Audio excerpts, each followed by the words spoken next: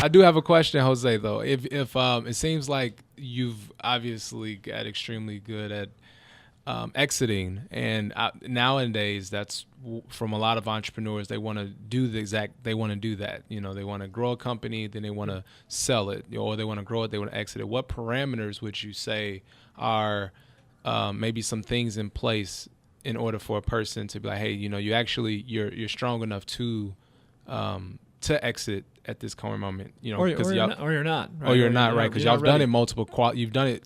I mean, from what you just told me, you did this and sold it. You did this and sold it, and you're doing well at it. So, what parameters do you look at in order for you to know, like, okay, we're ready? Yeah. Um, well, I mean, I think that the business fundamentals have to be there. I think on the technology side, we were able to again fall in this vertical where you're innovating, where there's a lot of technology being applied, and when you build a business that creates value, you have kind of like a convex growth that you see businesses that can grow over 100% each year, because again the industry is still nascent, and you can innovate, and you can add value, and you can participate on that industry. So we got lucky that we fell on that industry, but again the business fundamentals have to be there. One of the things that I realize is that you as a CEO, you have to understand every single detail of the business.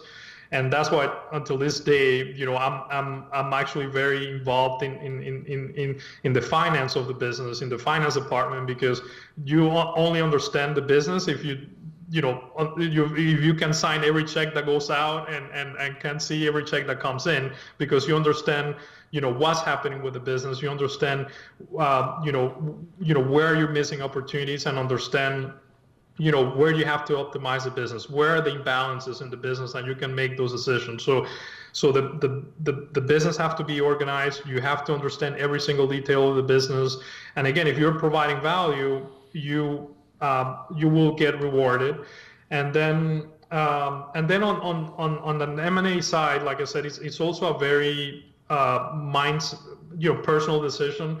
Again, when I was younger, it was the rush of being able to sell the company and make money, and definitely change my life. I think now I'm at a point where, obviously, through that process, I'm looking at a business more long term.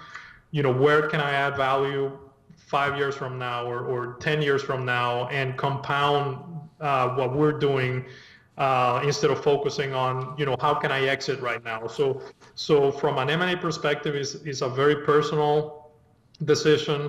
The fundamentals have to be there, because the buyer, when you're in an M&A process, they're not buying what you did yesterday. They're not buying your P&L from 5 years.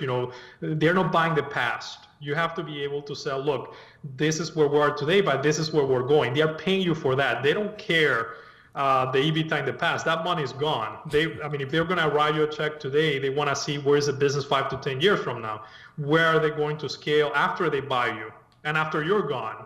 So you have to build a business that can definitely scale, that is sustainable, that can provide value, and that you need to know it and express that. But the buyers are not stupid, and they need to understand where's the future. I don't care about the past. I need to see where the future, because that's the only thing you have to sell.